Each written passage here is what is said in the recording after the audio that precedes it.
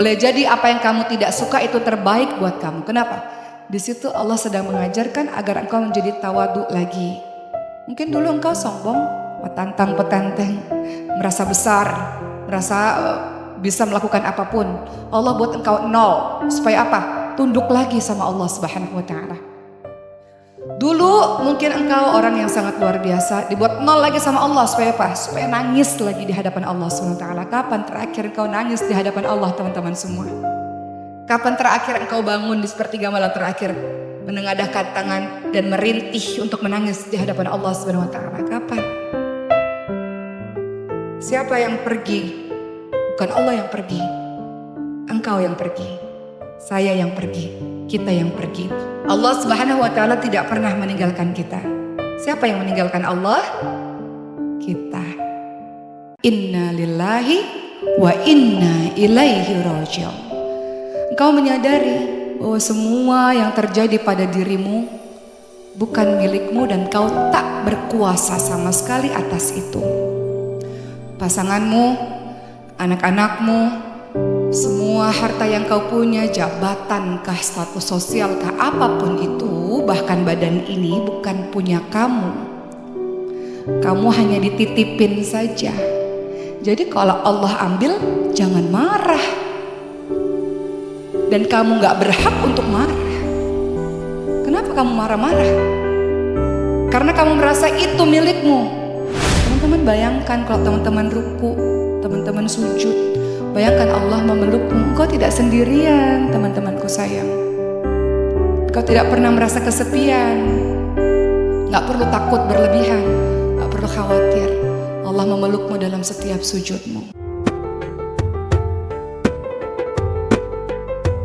Alhamdulillahirabbil alamin wa bihi nasta'in ala umurid dunya waddin. Wassalatu wassalamu ala asyrafil anbiya'i wal mursalin wa ala alihi wa sahbihi ajma'in, amma ba'd.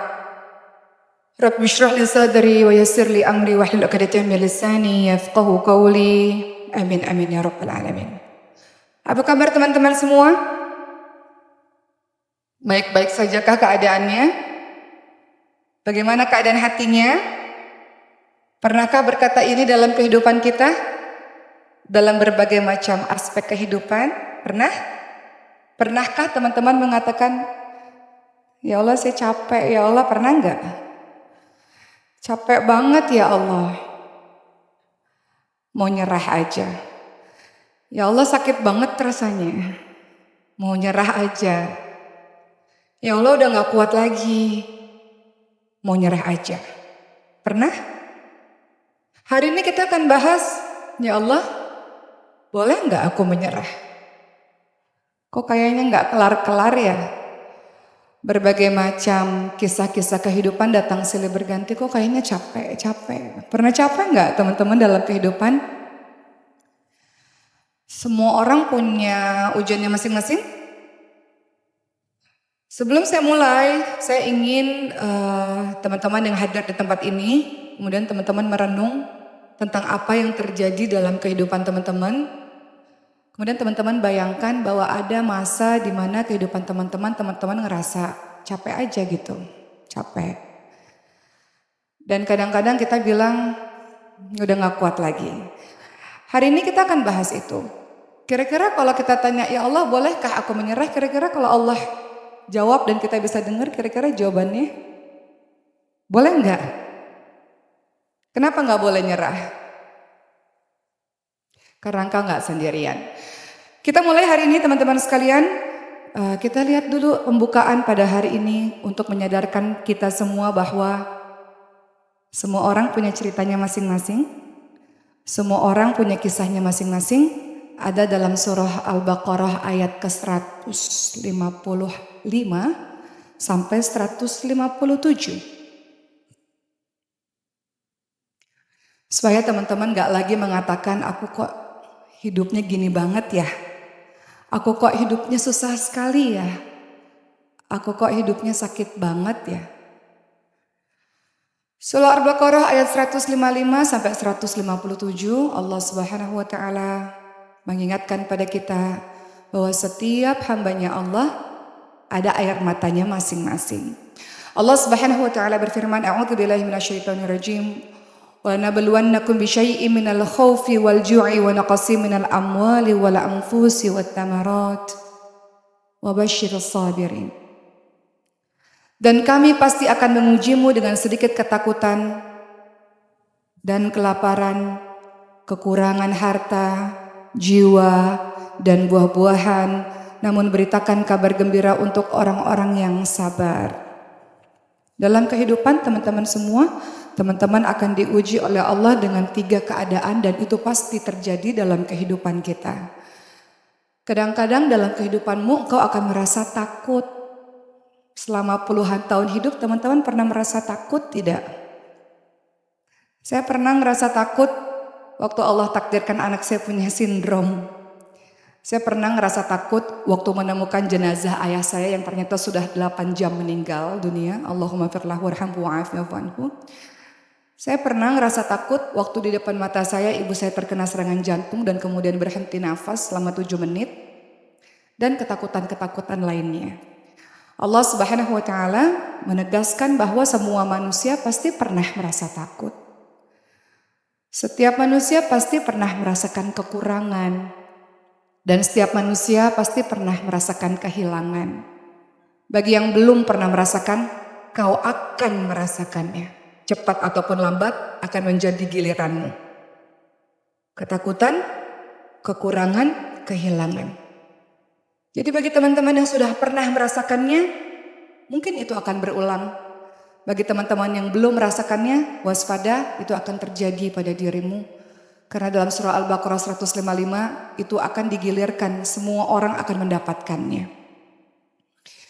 Jadi jangan pernah engkau ukur hidupmu dengan hidup orang lain. Jangan pernah engkau bandingkan hidupmu dengan hidup orang lain di sosial media yang kelihatannya menyenangkan itu. Semua hidup manusia punya air matanya sendiri-sendiri. Punya lelahnya sendiri-sendiri. Punya sakitnya sendiri-sendiri. Tapi lihat mereka bertahan dan terus melanjutkan kehidupan. Kenapa? Wabasyirus sabirin. Beritakan kabar gembira untuk orang-orang yang sabar. Kenapa? Sebelum saya mulai saya minta teman-teman untuk pegang jantungnya yang berdegup itu dan sebutkan Allah, Allah, Allah, Allah, Allah. Supaya engkau tahu bahwa engkau tidak sendiri. Kadang-kadang engkau merasa engkau sendiri. Pernah gak merasa kesepian? Sendirian, gak ada yang peduli. Bukan gak ada yang peduli. Karena Allah gak menggema di hatimu. Nama Allah, asma Allah gak menggema di hatimu. Jadi kau merasa sepi dan sendiri. Hari ini kita mulai dengan menggemakan nama Allah lewat jantungmu yang berdegup itu, teman-teman semua. Supaya engkau tahu, engkau tidak pernah sendiri. Ada Allah yang selalu bersama dengan dirimu. Al-Baqarah 155 pada hari ini menjadi pembuka yang ingin saya sampaikan pada teman-teman dan untuk diri saya sendiri, bahwa siap-siap ya, siap-siap. Kau akan merasakan kekurangan, ketakutan dan kehilangan. Namun, beritakan gembira untuk orang-orang yang sabar. Jadi jangan menyerah. Orang menyerah, orang yang putus asa.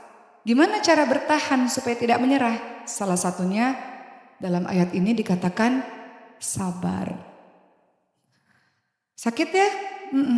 Nggak ada cara lain, sabar. Gimana cara bisa sabar? Ayat ini dilanjutkan dengan kalimat, yaitu orang-orang yang ketika ditimpa musibah, ditimpa ujian, apapun itu, katakan inna lillahi wa inna ilaihi raji'un. Engkau menyadari bahwa semua yang terjadi pada dirimu bukan milikmu dan kau tak berkuasa sama sekali atas itu. Pasanganmu, anak-anakmu, semua harta yang kau punya, jabatankah, status sosialkah, apapun itu, bahkan badan ini bukan punya kamu. Kamu hanya dititipin saja. Jadi kalau Allah ambil, jangan marah. Dan kamu gak berhak untuk marah. Kenapa kamu marah-marah? Karena kamu merasa itu milikmu. Kenapa kamu marah ketika pasanganmu, ke anak-anakmu, ke hartamu, jabatanmu, ke atau apapun yang kau sangka milikmu itu diambil oleh Allah Subhanahu wa taala karena kau merasa itu milikmu. Tapi kalau kita merenungi kalimat innalillahi wa inna ilaihi rajiun, tidak ada satupun yang menjadi milikmu. Semuanya hanya titipan. Kita sering dengar ini tapi kita lupa. Kadang-kadang kalau diambil sesuatu dari Allah marah setengah mati. Kurang ajar gak kira-kira? Gak tahu diri banget kita teman-teman semua. Udah dipinjemin bukannya bersyukur. Justru marah-marah sama Allah Subhanahu wa taala. Udah dipinjemin, dikasih kenikmatan walaupun sementara. Bukannya berterima kasih, malah marah-marah sama Allah ketika diambil. Jadi kalau ada kalimat, boleh gak sih nyerah? Kenapa harus nyerah? Semua orang punya air mata masing-masing dan mereka bisa melanjutkan kehidupan mereka. Kenapa harus lemah? Katanya ada Allah yang menggema di setiap detak jantungmu itu. Yang sejak awal kita gemakan Allah dalam dada kita.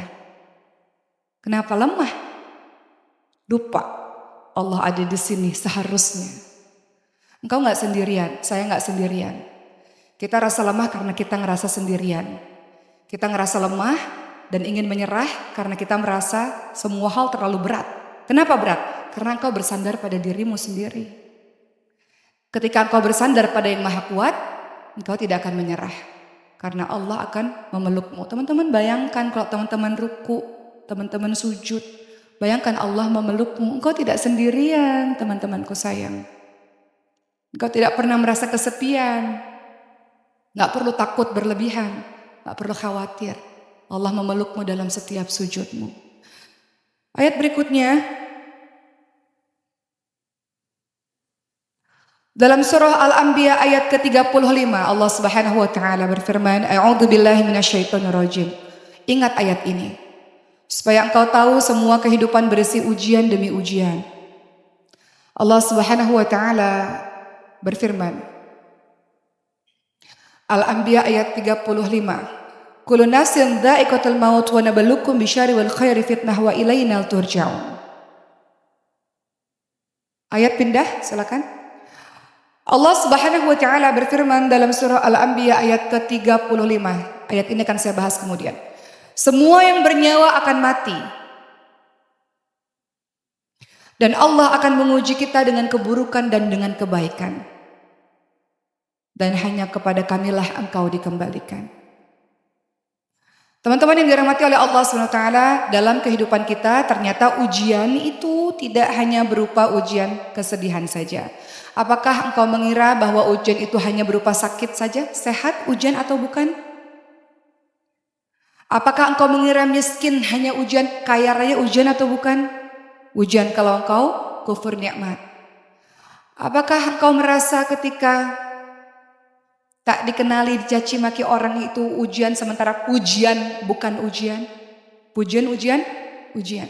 Allah Subhanahu wa taala mengingatkan Al-Anbiya 35 bahwa Allah Subhanahu wa taala menguji engkau dengan keburukan dan dengan kebaikan.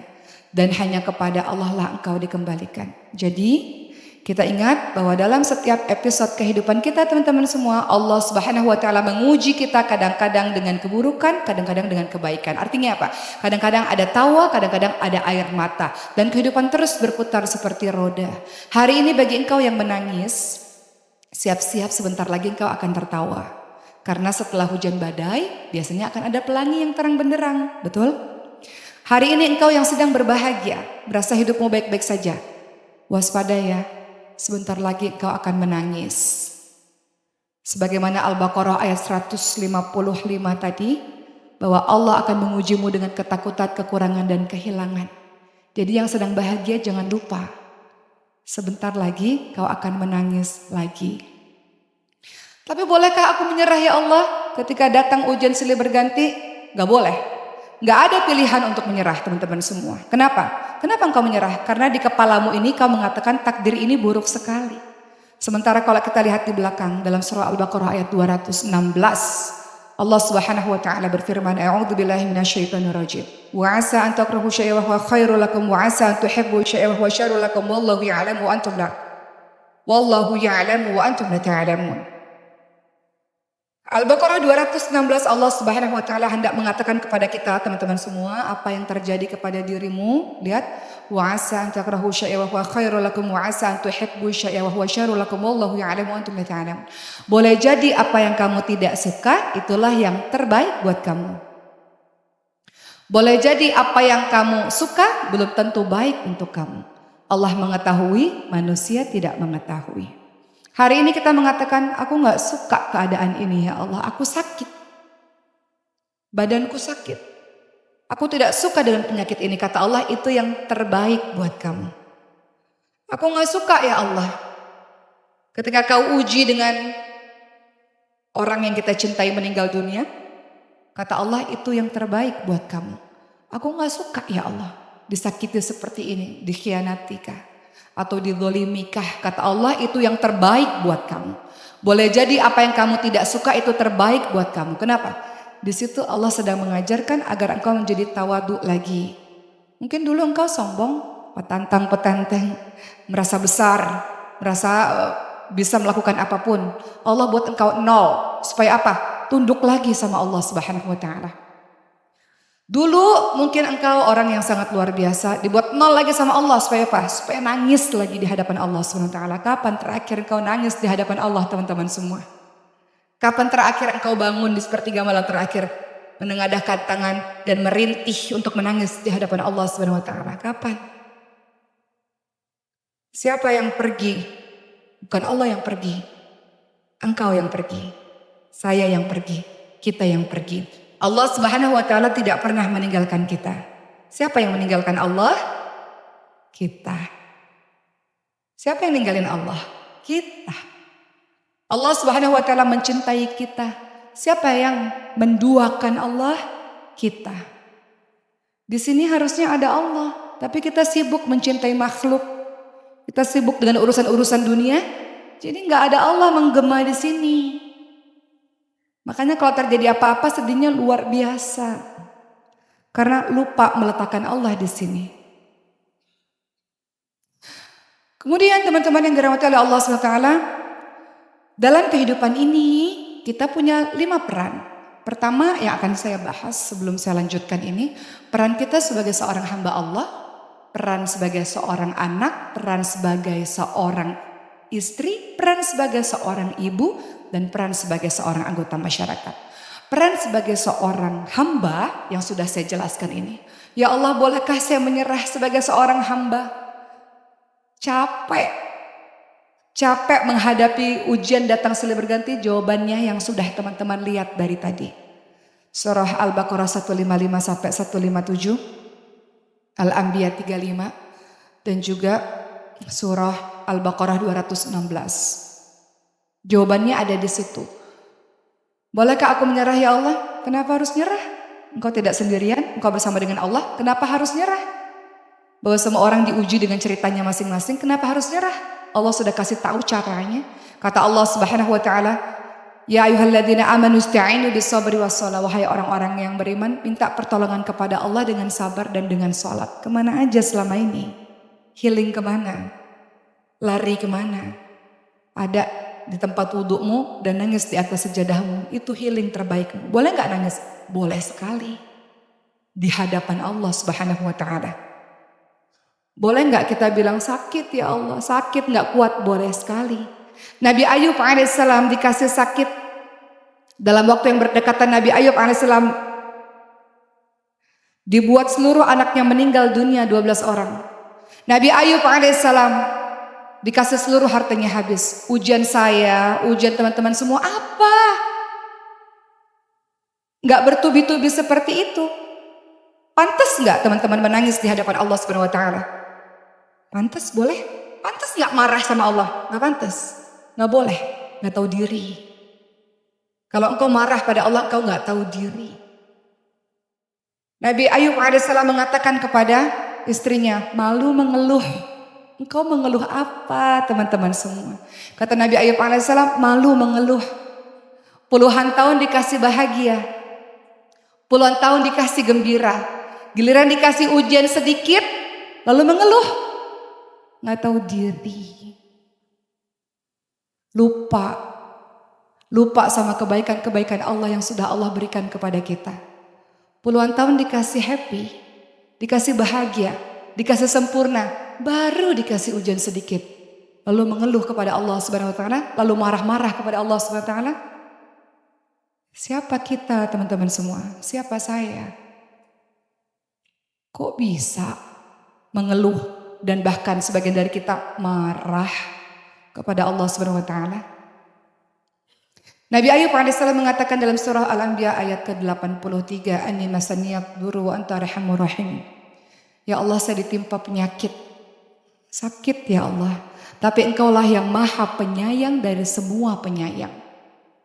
Nabi Ayub mau ngajarin kita, ya Allah, Kau bikin aku sakit ya Allah, Engkaulah yang Maha Penyayang dari semua penyayang ya Rob. Karena ketika aku sehat aku lupa, gak nangis-nangis di hadapanmu. Ya Allah, Kau buat anak-anakku gak ada ya Allah, Engkaulah yang Maha Penyayang dari semua penyayang. Karena selama ini cintaku penuhnya hanya pada makhluk ya Rob, lupa mencintai sang pemilik makhluk. Ya Allah, Kau jadikan hartaku habis ya Allah, Engkaulah yang Maha Penyayang dari semua penyayang. Kadang harta-harta itu membuat gak khusyuk dalam beribadah kepada Allah SWT. Allah buat nol, supaya Engkau menunduk lagi, rendah hati lagi di hadapan Allah SWT, bahwa Engkau dan saya bukan siapa-siapa. Siapa Engkau teman-teman semua? Siapa saya? Bukan siapa-siapa. Allah bisa berhak melakukan apapun untuk kita. Teman-teman yang dirahmati oleh Allah SWT, peran kita sebagai seorang hamba Allah yang pertama tadi, kadang-kadang kita ingin menyerah. Saya minta maaf, saya mau muhasabah, mengingat Allah. Boleh teman-teman tenang dan tidak berbicara ketika saya berbicara, mohon izin sekali. Baik teman-teman yang dirahmati oleh Allah SWT, peran pertama, peran sebagai seorang hamba Allah. Saya dan teman-teman semua, kita punya cerita kita masing-masing. Dan kadang-kadang kita ingin menyerah, kita capek. Pernah capek enggak? Dan teman-teman pernah bilang enggak sama Allah SWT, ya Allah, saya sudah sholat kok, udah ngaji kok, udah mencoba melakukan apapun yang Kau mau kok, kenapa kok ujiannya enggak berhenti-berhenti ya Allah? Pernah teman-teman semua? Pernah enggak? Kok enggak kelar-kelar? Kok enggak berhenti-berhenti? Kok enggak adil banget ya Allah? Dia enggak sholat, dia enggak ngapa-ngapain tuh, tapi dia enak-enak aja hidupnya. Kadang-kadang kita banding-bandingkan kehidupan kita dengan orang lain. Teman-teman semua, sebagian orang di ruangan ini Allah uji dengan sedih, sebagian orang di ruangan ini Allah uji lagi happy, lagi bahagia. Orang-orang yang happy dan bahagia kadang-kadang dia lupa. Orang-orang yang sedih kadang-kadang pun dia lupa, dia merasa sedihnya terus-menerus. Enggak ada sedih terus-menerus, sebentar lagi ketawa. Orang-orang yang ketawa, enggak ada ketawa terus-menerus, sebentar lagi engkau akan nangis teman-teman semua. Jadi apa yang patut engkau sombongkan ketika engkau lagi bahagia? Jangan terlalu euforia. Yang sedih, jangan terpuruk. Jangan nyerah, bentar lagi rodanya naik ke atas. Itu pertama, peran kita sebagai seorang hamba Allah, bahwa kadang-kadang capek ngejalanin kehidupan ini, capek jadi orang baik, capek jadi orang taat. Toh taat juga ujian masih datang aja. Tapi Allah cuma mengatakan wala tahinu wala tahzanu wa antumul a'launa in kuntum mu'minin. Jangan lemah ya. Jangan sedih. Sesungguhnya engkau ditinggikan derajatnya kalau engkau orang-orang beriman. Engkau itu punya iman teman-teman semua, punya Allah dalam hatimu. Yang lihat air matamu, yang lihat dukamu, yang lihat susahmu. Jadi jangan pernah ngerasa sendiri dan jangan takut. Engkau punya Allah. Kemudian peran sebagai seorang hamba Allah, kadang-kadang engkau ingin menyerah. Dalam apa? Kita pasti pernah buat dosa. Apakah ada orang di ruangan ini yang bersih dan suci? Apakah ada orang di ruangan ini yang gak pernah buat dosa sehingga engkau berbangga dengan mengatakan, oh jilbabku luar biasa, ngajiku? Ada? Gak ada. Semua dari kita pendosa. Teman-teman dari ujung sampai belakang dan saya, kita ini pendosa. Kenapa teman-teman mau dengerin saya? Kenapa? Karena Allah menutup aib dan maksiat saya di hadapan manusia. Sehingga teman-teman ngelihat yang baik-baik saja. Kenapa ada orang puji-puji teman-teman semua? Apakah karena teman-teman baik? Teman-teman ngira teman-teman baik? Bukan. Karena Allah menutupi siapa sesungguhnya dirimu. Malu saya, malu teman-teman, malu di hadapan Allah Subhanahu wa taala atas dosa-dosa yang sudah kita lakukan di hadapan Allah secara terang-terangan. Allah lihat, Allah dengar. Kau tahu ayatnya, kau tahu ajaran agamanya, kau masih lakukan itu terang-terangan di hadapan Allah Subhanahu wa taala. Allah Subhanahu wa taala tidak pernah memanggilmu wahai penzina di antara ruangan ini. Wahai penzina, enggak. Allah enggak pernah panggil dirimu dengan kalimat wahai kau durhaka. Kau baik pada orang lain tapi di rumahmu sendiri kau kasar pada orang tuamu. Kau kasar pada pasangan, kasar pada anak-anak. Wahai orang-orang di sini yang curang, yang zalim, enggak. Allah enggak panggil dengan kalimat-kalimat begitu. Dalam surah Az-Zumar ayat ke-53, Allah panggil kita dengan kalimat yang lembut sekali. Allah Subhanahu wa taala berfirman, a'udzubillahi minasyaitonir rajim. Qul ya ibadiyalladzina asrafu ala anfusihim la taqnatu min rahmatillah. Innallaha yaghfiru dzunuba jami'a innahu huwal ghafurur rahim. Allah memanggil saya dan teman-teman yang pendosa ini dengan kalimat, wahai hamba-hambaku yang telah melampaui batas. Lembut sekali Allah memanggil pendosa seperti saya, pendosa seperti teman-teman semua. Wahai orang-orang yang melampaui batas. Allah enggak panggil engkau penzina. Allah enggak panggil engkau orang yang zalim. Allah enggak panggil engkau wahai engkau orang yang durhaka. Enggak. Allah panggil dengan kalimat wahai orang-orang yang melampaui batas. Kenapa enggak boleh nyerah? Karena Allah bilang jangan nyerah. Jangan putus asa dari kasih sayangku, kata Allah. Kenapa? Karena kita pendosa, kadang-kadang kita bilang, aku udah terlanjur kotor. Aku udah terlanjur jahat, sekalian aja. Aku udah terlanjur berbuat maksiat, sekalian aja. Syaitan yuwaswisu fi sudurinas minal jinnati wan nas berbisik-bisik dan mengatakan, engkau kotor. Gak pantas berada di antara orang-orang salih di ruangan ini. Engkau ahli maksiat, punya masa lalu yang kelam. Gak pantas. Sok-sokan hijrah itu gak pantas. Gak malu ngangkat tangan berdoa kepada Allah bahwa kau adalah pendosa. Itu kata syaitan. Kata Allah, wahai engkau yang telah melampaui batas. Jangan pernah berputus asa dari kasih sayang Allah.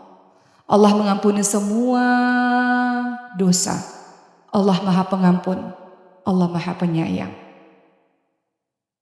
Apa bukti Allah sayang pada kita? Ini, Allah katakan Allah mengampuni semua dosa. Bukankah sampai hari ini Allah masih menutupi maksiat yang engkau lakukan di hadapan mata manusia? Betul? Kalau Allah buka dan kau jujur pada dirimu sendiri, kalau Allah buka, gak ada seorang pun yang mau berdekatan dengan kita saking menjijikkannya dan bau luar biasa diri kita. Karena dosa-dosa yang kita lakukan. Maka itu bukti dari Allah cinta pada kita. Sampai hari ini Allah menutup. Kenapa? Karena Allah masih kasih kesempatan. Kapan datang? Udah lama gak datang lagi sama Allah. Mainnya udah kejauhan. Larinya udah jauh. Boleh gak balik lagi? Ihdinas siratal mustaqim. Tunjukilah kami jalan yang lurus.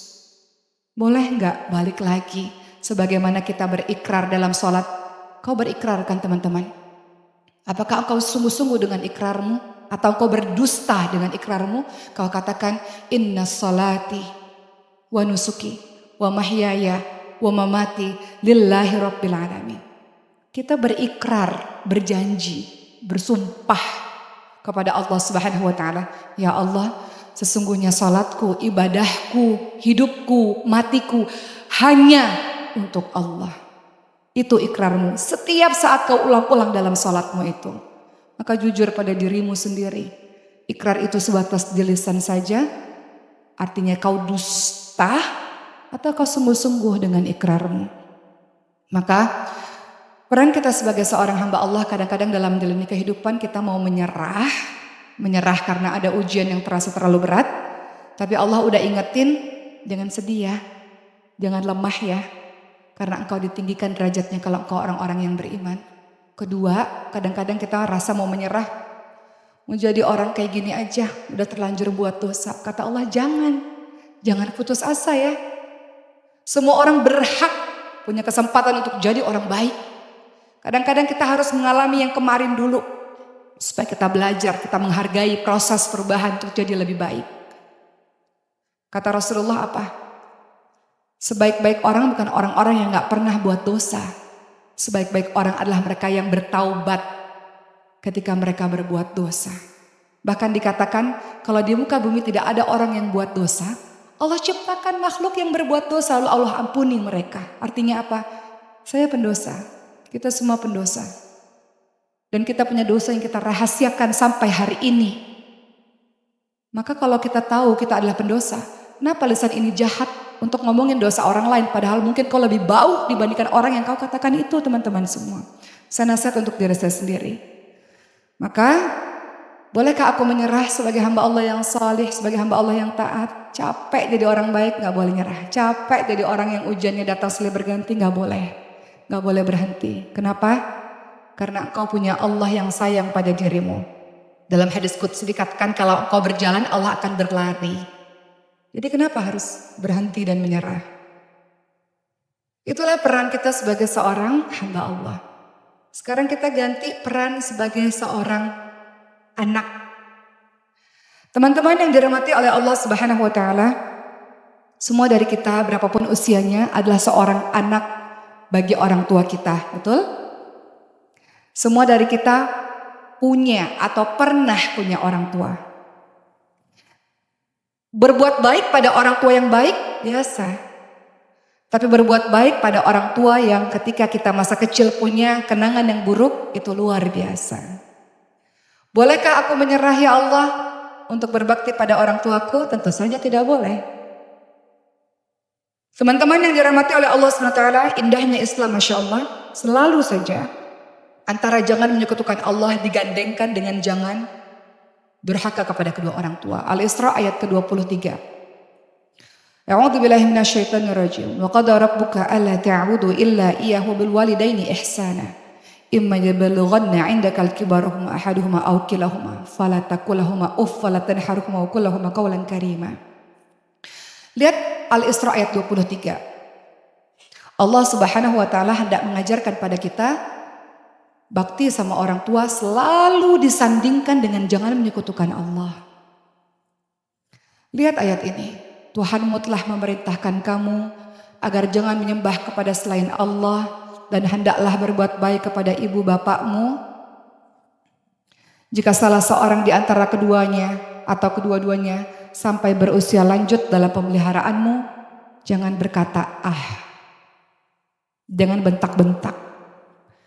Dengan berkata kasar, ucapkan kalimat-kalimat yang baik di sisa-sisa usia orang tuamu, teman-teman semua.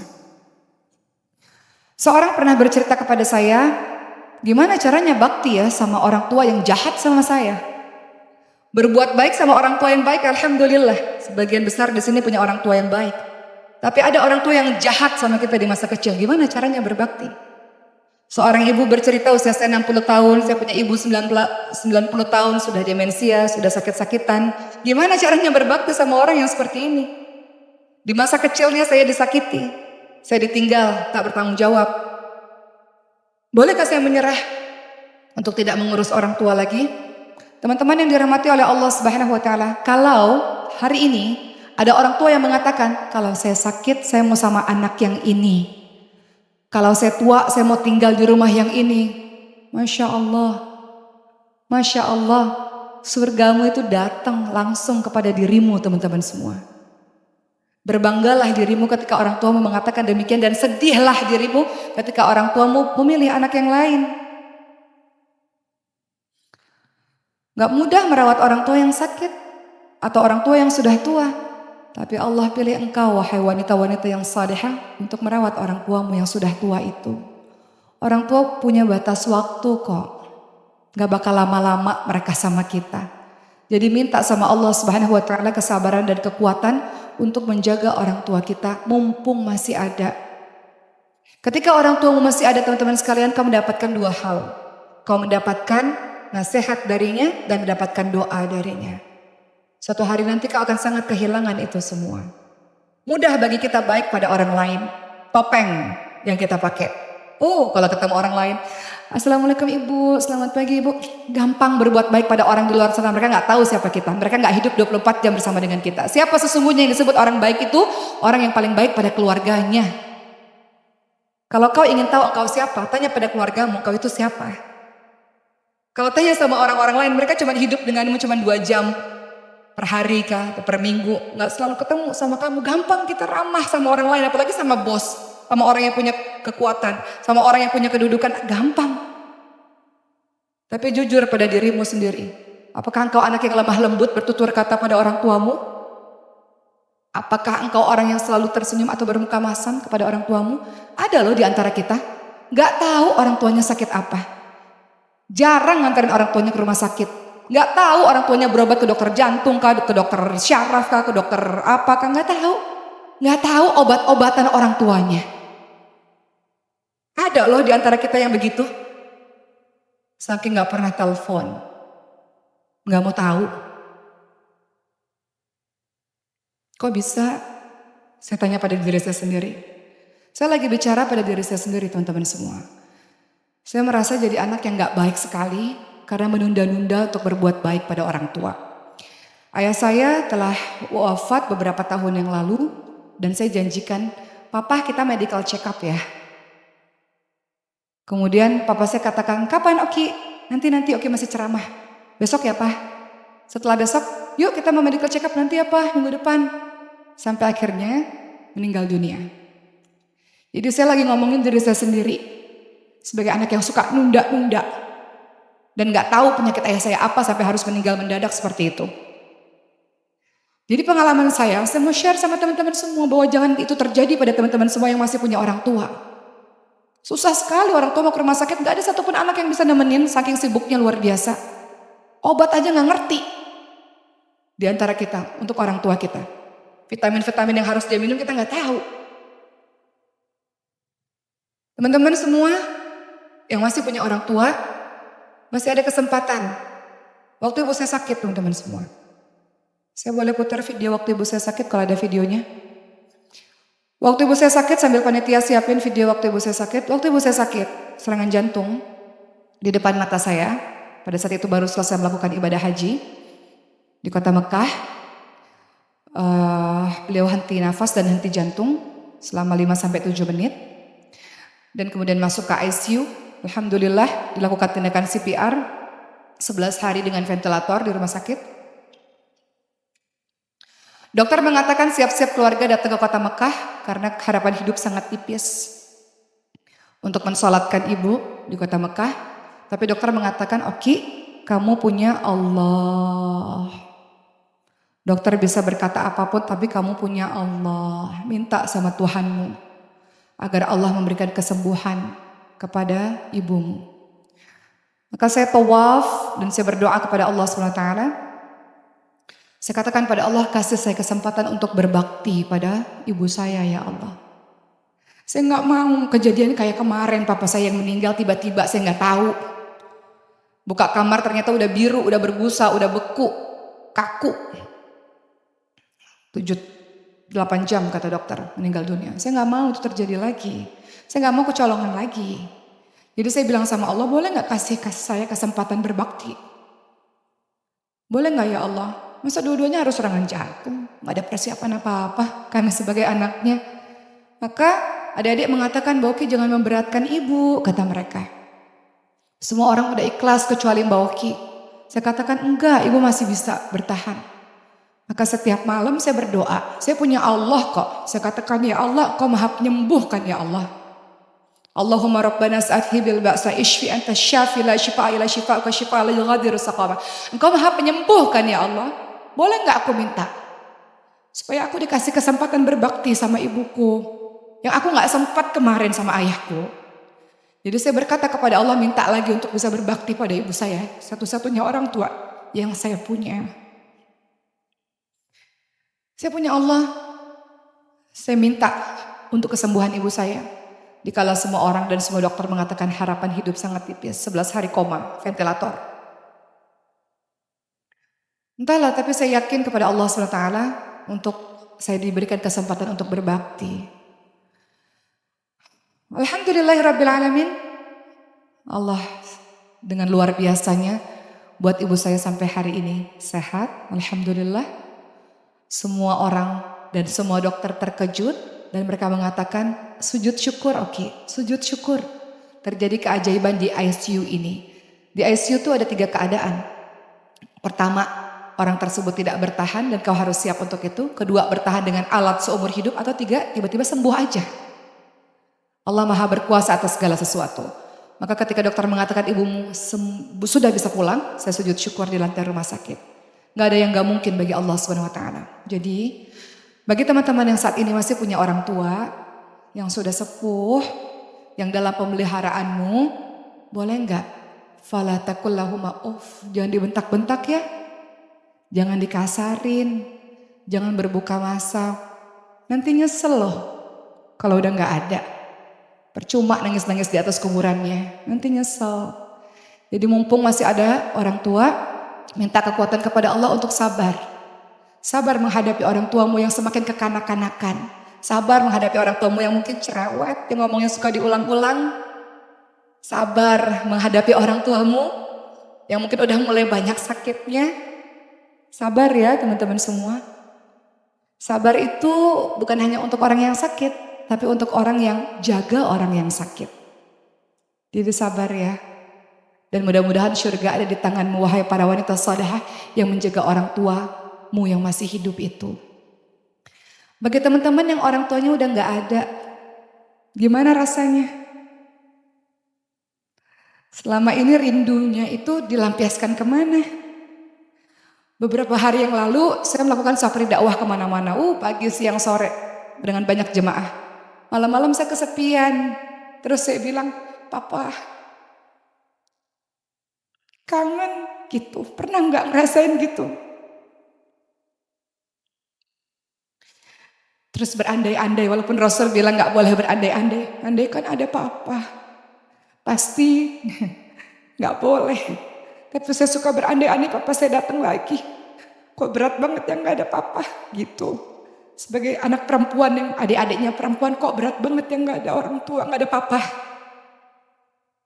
Terus malam-malam suka bangun terus bilang papa gitu. Kangen. Kadang-kadang sama orang yang sudah nggak ada itu suka kangen kan tiba-tiba. Kirim doa ya teman-teman semua.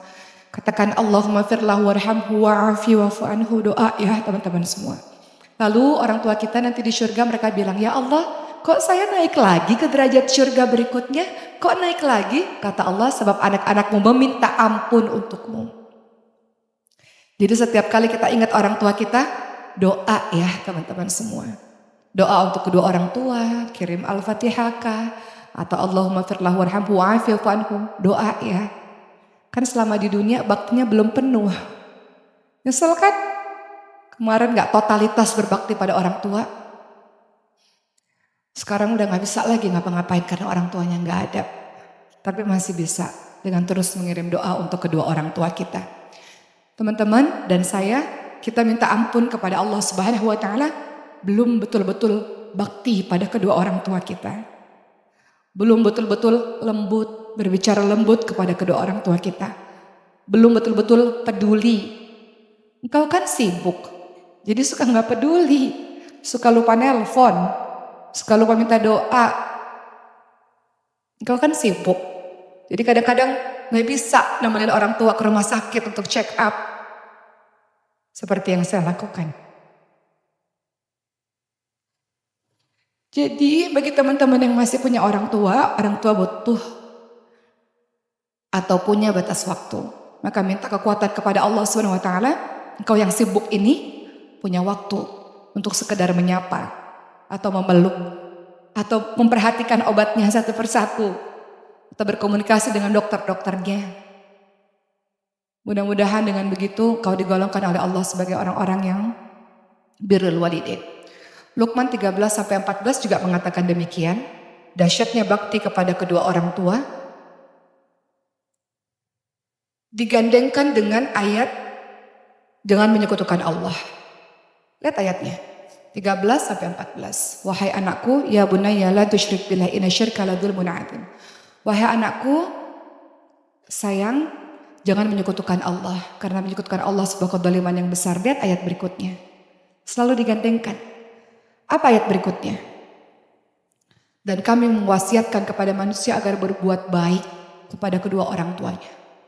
Minta maaf pada orang tuamu, teman-teman semua. Minta maaf, ambil tangannya, cium tangannya. Minta maaf karena udah cuek selama ini. Udah gak benar-benar peduli selama ini.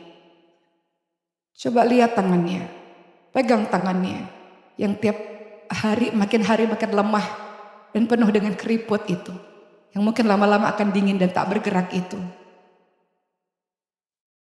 Allah katakan, kami mewasiatkan kepada manusia agar berbuat baik kepada kedua orang tuanya. Ibunya yang telah mengandungnya dalam keadaan lemah yang bertambah-tambah dan menyapihnya dalam 2 tahun. Bersyukurlah kepadaku, kata Allah, dan kepada orang tuamu. Ucapkan terima kasih dan maaf kepada ayah ibu yang masih ada. Maaf, kadang-kadang lupa. Maaf ya ayah ibu, kadang-kadang sibuk. Maaf ya ibu, banyak urusan sama anak, sama suami. Lupa untuk jenguk, lupa untuk pulang kampung, lupa untuk telepon dan sebagainya. Bagi teman-teman yang masih punya orang tua, jangan menyerah ya. Untuk terus penuh bakti kepada orang tuamu yang tinggal menunggu waktu untuk kembali kepada Allah Subhanahu wa taala sebelum kau menyesal.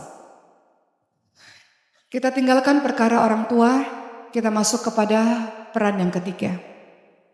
Sebagai seorang istri. Bagi teman-teman yang rumah tangganya baik-baik saja, alhamdulillah. Bagi teman-teman yang rumah tangganya sedang gak baik-baik saja, sabar ya. An-Nisa 19, Allah Subhanahu wa taala berfirman,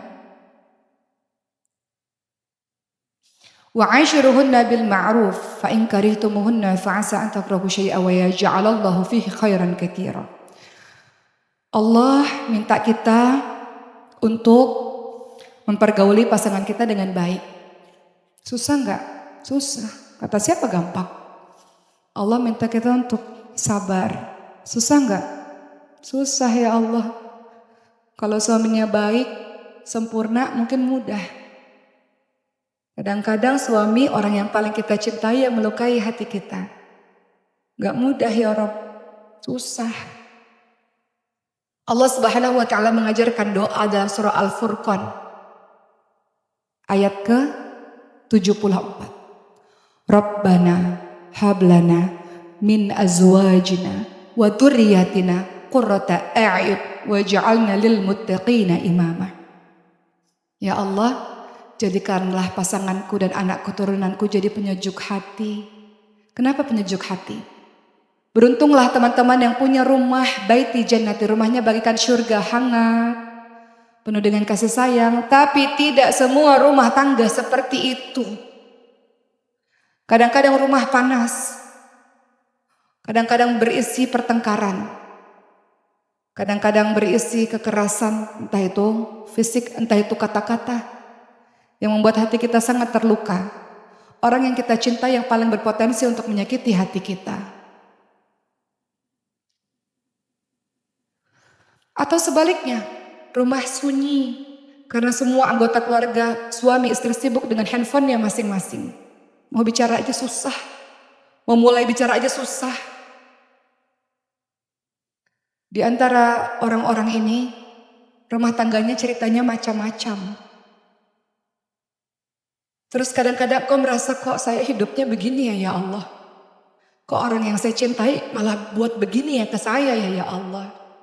Tapi engkau tidak sendiri kan teman-teman? Kenapa Allah takdirkan berbagai macam hal itu terjadi? Karena mungkin selama ini terlalu cinta sama makhluk. Engkau mencintai makhluk dan lupa mencintai yang menciptakan makhluk itu. Engkau mencintai ini penuh semuanya makhluknya Allah. Gak ada Allah ruang di hatimu itu. Sehingga ketika engkau disakiti rasanya kok kayaknya mau mati aja ya Allah. Kok sakit banget ya Allah. Kok kecewa banget ya Allah. Teman-teman yang dirahmati oleh Allah SWT, boleh gak kita belajar dari kisah indahnya rumah tangganya Rasulullah dengan Siti Khadijah. Di sini terbagi jadi dua kategori, yang rumah tangganya baik-baik saja, yang rumah tangganya nggak baik-baik aja. Untuk rumah tangganya yang nggak baik-baik aja, sabar ya teman-teman. Lihat kaca dan teman-teman bilang, aku sayang pada diriku sendiri.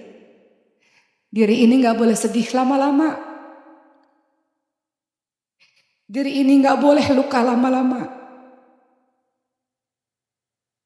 Diri ini harus terus berjalan dan melanjutkan kehidupan. Untuk teman-teman yang rumah tangganya bahagia, alhamdulillah. Rumah tanggamu sempurna. Tapi siap-siap kau akan diuji dengan yang lain. Allah Maha Adil. Kau diuji dengan yang satu nggak diuji. Diuji dengan yang satu nggak diuji. Beda-beda ujian orang. Untuk rumah tanggamu yang baik-baik aja. Belajar dari kisah Siti Khadijah radhiyallahu anha. Kenapa Rasulullah sangat mencintai Siti Khadijah? Siti Khadijah menyerahkan seluruh jiwa, raga, hartanya untuk perjuangan dakwahnya Rasulullah SAW. Gimana cara jadi istri yang dicintai? Lihat Siti Khadijah. Ketika Rasulullah SAW dalam keadaan ketakutan baru mendapatkan wahyu pertama kali, beliau pulang ke rumah dan istri yang baik ini menyelimuti tubuh Rasulullah SAW. Dalam keadaan suaminya tenang, sang suami mulai bercerita dan Siti Khadijah mendengar dengan saksama apa yang terjadi dengan suaminya. Dipegang tangan suaminya dan dikatakan, wahai suamiku, kau orang baik, baik suamiku. Tidak akan ada orang, selama Allah ridha padamu, kau akan baik-baik saja. Allah Subhanahu wa Ta'ala tidak akan mengabaikanmu, tidak akan meninggalkanmu. Engkau orang yang bantu orang lain. Engkau orang yang suka menyambung tali silaturahmi. Engkau orang baik suamiku.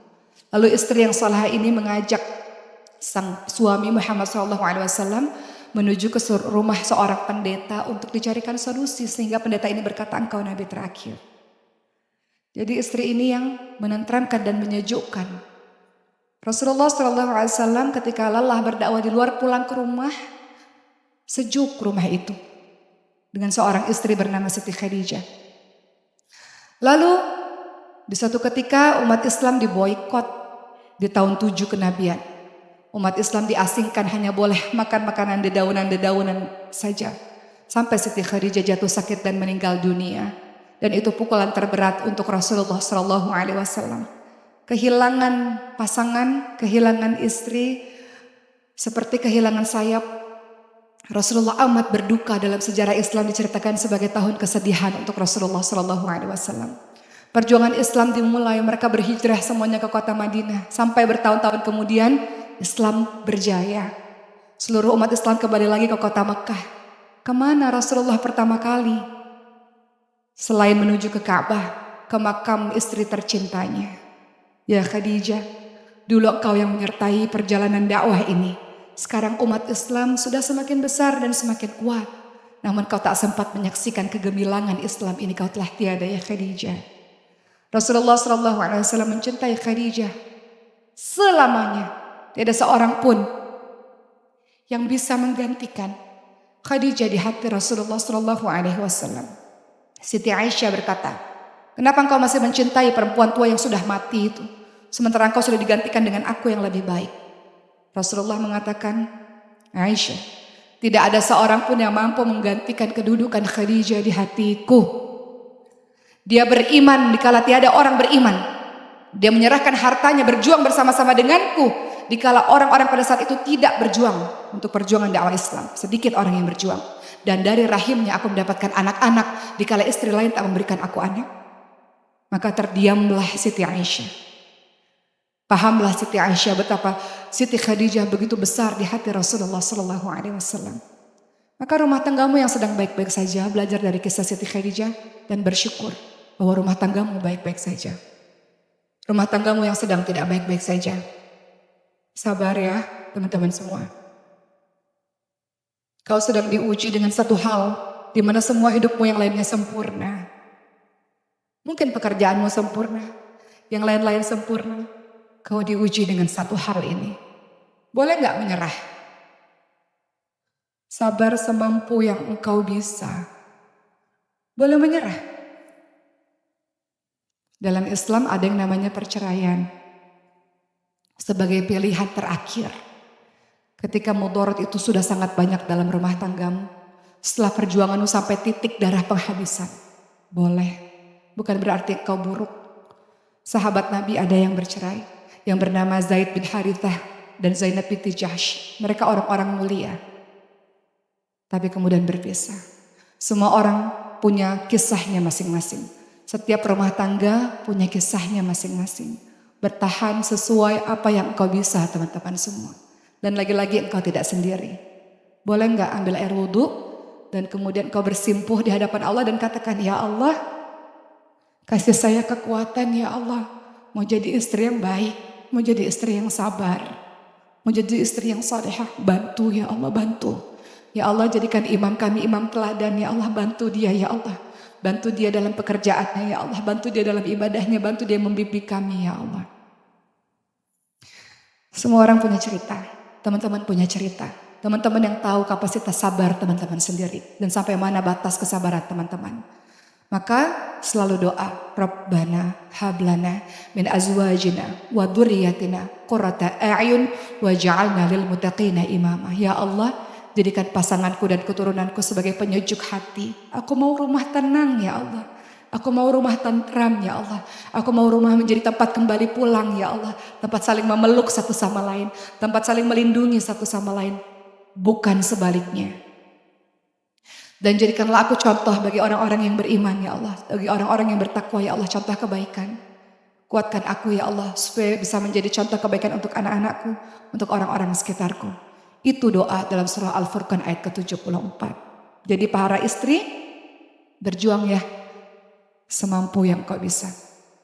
Semampu yang kau bisa. Berikutnya, kita berpindah peran sebagai seorang ibu. Boleh gak minta maaf kepada anak-anakmu itu? Maaf ya nak, belum jadi ibu yang sempurna. Masih jadi ibu yang bodoh. Ibu yang gak tahu apa-apa. Ibu yang gak ngerti apa-apa. Anak-anak itu titipan dari Allah Subhanahu wa Ta'ala. Yang lebih soleh dibandingkan dengan dirimu dan saya itu banyak teman-teman semua. Lihat mereka. Sholat malamnya tiap hari. Qurannya hafal lancar Masya Allah. Puasanya, ibadahnya luar biasa. Tapi mereka belum punya anak. Dan engkau diberikan anak oleh Allah Subhanahu wa Ta'ala. Padahal engkau tidak sesoleh mereka. Kenapa? Karena Allah percaya kepadamu. Makhluk Allah itu Allah titipkan kepadamu untuk engkau didik supaya jadi kebanggaan Allah dan Rasulnya. Ketika kita menyadari bahwa Allah Subhanahu wa Ta'ala menitipkan anak-anak itu, anak-anaknya jangan dimarahin. Jangan dipukulin. Pernahkah teman-teman memarahi anak karena dia menangis? Pernah? Pernah enggak teman-teman semua karena anak itu nangis? Teman-teman marah? Pernahkah teman-teman memarahi ketika anak itu lari ke sana kemari, teman-teman marahin? Teman-teman tahu enggak? Saya dan ibu lain di luar sana. Kami pernah punya pengalaman anak kami enggak bisa nangis. Anak kami enggak bisa jalan seperti anak teman-teman semua. Karena anak kami punya kelainan langka atau punya sindrom. Yang harus berjuang untuk bisa nangis. Yang harus berjuang untuk bisa jalan atau bisa lari. Jadi yang teman-teman marah-marah itu yang kami rindukan selama ini. Atau mau ditukar keadaannya? Saya izin cerita kepada teman-teman semua. Alhamdulillah ala kulli hal, segala puji bagi Allah untuk semua keadaan. Anak saya yang keempat, alhamdulillah Allah berikan sindrom atau kelainan langka. Bernama sindrom Prader-Willi yang singkatnya. Anak itu punya hipotonia atau otot yang lemah. Teman-teman tahu bernafas itu perlu otot, menelan itu perlu otot, apalagi bergerak.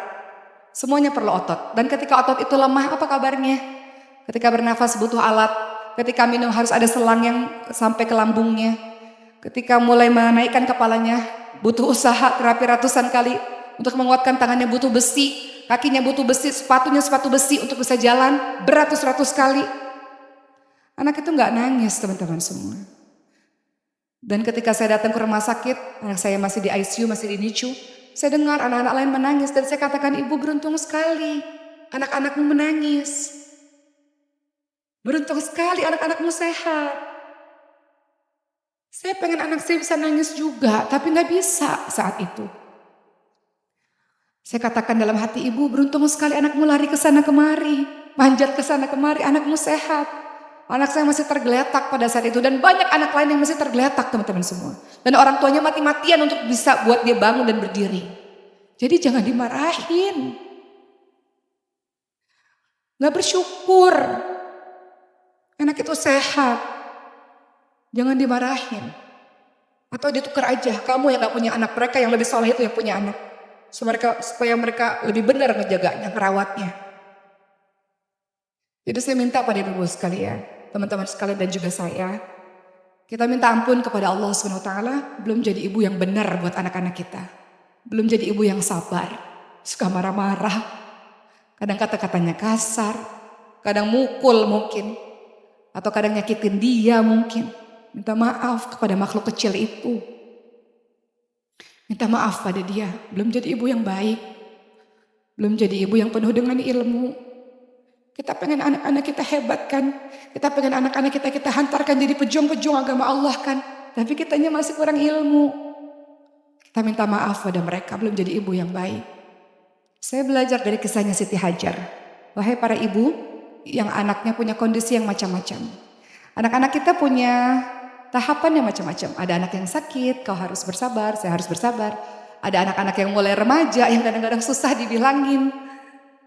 Maka teman-teman punya caranya masing-masing. Yuk kita belajar dari Siti Hajar.